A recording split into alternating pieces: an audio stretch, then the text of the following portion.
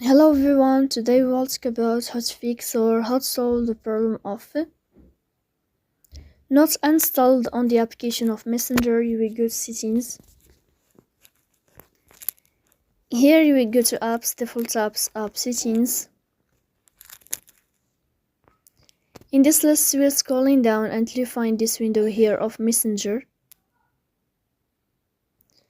Then in this page of app info you will click on first stop and you will click OK. Here you will enter to the window of storage. Then you will click on clear cache.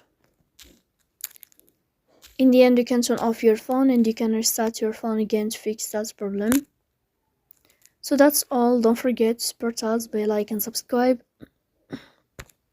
See you next time in another video, and thank you for your watching.